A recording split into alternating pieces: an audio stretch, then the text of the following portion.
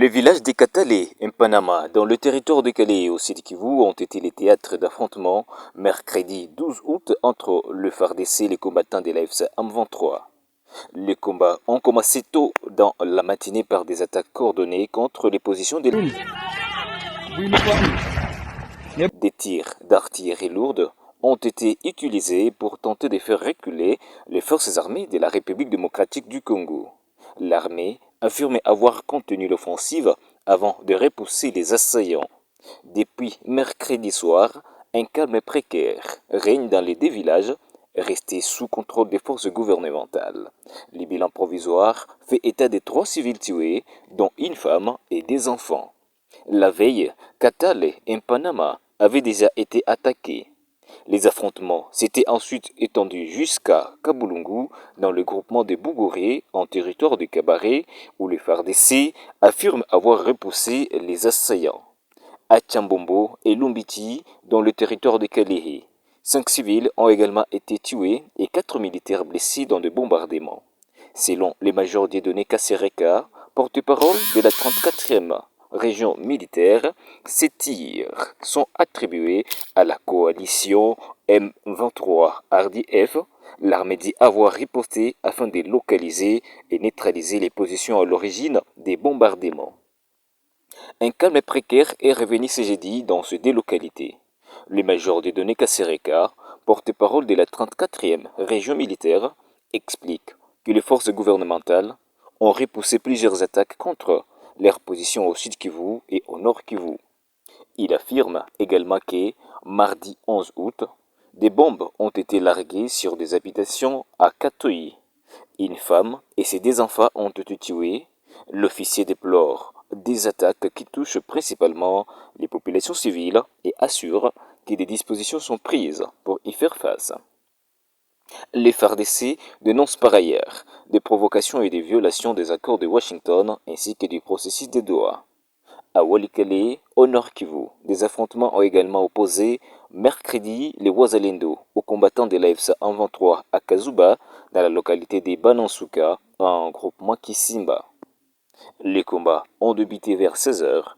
Des tirs d'armes lourdes et légères ont été entendus pendant plusieurs heures, provoquant la fuite de plusieurs familles vers la brousse et les villages voisins. Selon des sources locales, les Wazalendo ont réussi à prendre le contrôle des positions occupées par l'AFC M23. Des camps attribués à ces groupes ont ensuite été incendiés. Aucun bilan fiable n'est encore disponible. C'est jeudi, un calme précaire était observé à Kazuba, tandis que plusieurs habitants restent éloignés de leur domicile par crainte d'une reprise des combats. Sur le plan judiciaire, le procès du général d'armée Christian Chiwewe et de plusieurs autres officiers se poursuit devant la haute cour militaire. La défense du général-major John Ngoyi Wakabila conteste la qualité juridique de certains intervenants, notamment des officiers des polices judiciaires du Conseil national de cyberdéfense. Les avocats s'interrogent sur leurs compétences et leurs prérogatives dans cette procédure, en invoquant les textes qui encadrent les officiers des polices judiciaires et les services spécialisés rattachés à la présidence de la République.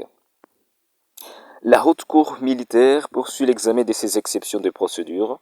Christian Chiwewe, Songesa et plusieurs autres officiers sont poursuivis notamment pour complot, trahison et apologie du terrorisme.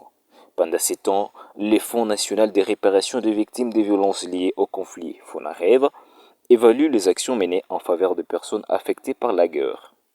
Une délégation conduite par son directeur général, Patrick Fata, s'est rendue à Beni, au nord Kivu, pour rencontrer le bénéficiaire et évaluer les réalisations financées avec l'appui de plusieurs partenaires, dont des agences des Nations Unies. À l'hôpital général de référence de Beni, une ambulance a été remise pour renforcer la prise en charge et les transferts des patients. Le FONAREV accompagne également les victimes de leur autonomisation économique. Un marché communautaire est en construction afin de permettre aux femmes concernées de développer leurs activités dans de meilleures conditions. Ces initiatives sont menées avec plusieurs agences du système des Nations Unies, notamment l'UNFPA, Selon sa représentante adjointe en RDC, Naomi Delmont, près de 8000 accouchements ont notamment été sécurisés dans des zones affectées par les conflits où l'accès aux structures de santé reste difficile. Après Beni, la délégation du FUNAREV a poursuivi sa mission d'évaluation à Kalimi. Autre actualité, la RDC retrouve ses droits au sein de la SADC. L'organisation régionale a levé les restrictions imposées à Kinshasa après le règlement de ses contributions financières. La décision a été prise mercredi à Durban, en Afrique du Sud, lors du Conseil des ministres de la SADC. Depuis avril 2024, les impayés avaient entraîné des restrictions sur la participation de la RDC aux réunions et au processus décisionnel de l'organisation. Pour le gouvernement congolais, cette régularisation constitue une avancée diplomatique importante. Le ministère de l'intégration régionale avait fait de ces dossiers une priorité et multiplié les négociations avec les instances de la SADC. Avec la levée des restrictions, Kinshasa retrouve pleinement son droit de participation aux mécanismes régionaux et pourra désormais prendre part aux discussions sur les questions politiques, sécuritaires et stratégiques avec les autres États membres.